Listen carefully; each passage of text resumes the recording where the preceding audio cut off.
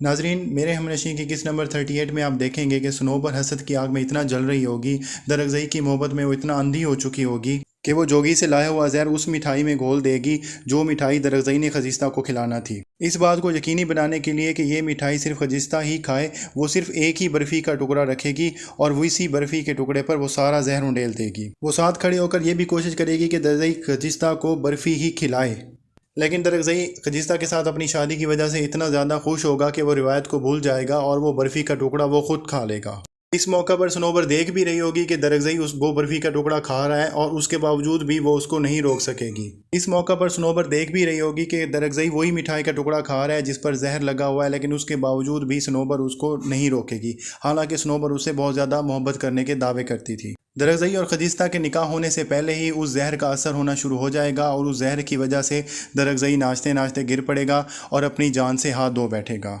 इस मौका पर खजिस्ता भी मौजूद होगी जो कि खुद एक डॉक्टर है, लेकिन डॉक्टर होने के बावजूद भी वो जहर का असर इतना ज़्यादा होगा कि वो दरगज़ई को नहीं बचा सकेगी और यूं दरगज़ई की उसी दिन ही मौत हो जाएगी जो कि उसकी ज़िंदगी का सबसे खुशी वाला दिन साबित होना था। दरगज़ई बेचारा तड़प तड़प कर जान देगा और उसके घर वाले कुछ भी इस बारे में नहीं कर सकेंगे। दरगज़ई के जाने के बाद सबकी ज़िंदगी का रुख बिल्कुल ही बदल जाएगा। खजिस्ता भी शोक की हालत में आ जाएगी और वो हॉस्पिटल जाना भी छोड़ देगी।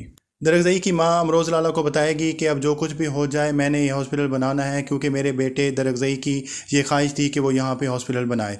अमरोज़ लाला अपनी माँ को यकीन दिलाएगा कि जो कुछ भी हो जाए मैं ये हॉस्पिटल बना के ही छोड़ूंगा।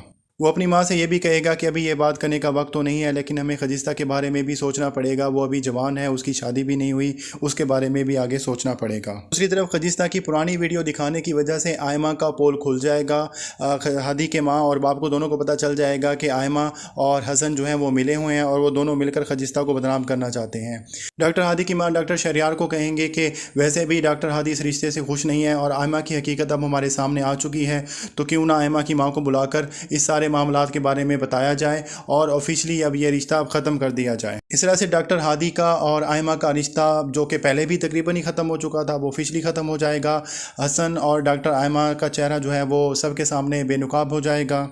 हसन भी डॉक्टर शहरयार से माफ़ी मांगने की कोशिश करेंगे और उसे कहेंगे कि जो कुछ भी मैंने किया उस पर मैं बहुत शर्मिंदा हूँ और इन सारे मामलात में आयमा भी मेरे साथ शरीक थी। इसके बाद हसन जो है वो डॉक्टर हादी से भी माफ़ी मांगेगा और डॉक्टर हादी काफ़ी सोच विचार के बाद हसन को माफ़ कर देंगे। अब इन सारे मामलात के बाद क्या डॉक्टर हादी और खजिस्ता की शादी होगी या नहीं, आप अगली एपिसोड में देखेंगे, लेकिन मुझे लग रहा है कि डॉक्टर खजिस्ता और हादी की शादी हो जाएगी। अगर आपको वीडियो पसंद आई तो लाइक करें, सब्सक्राइब करें। अल्लाह हाफिज़।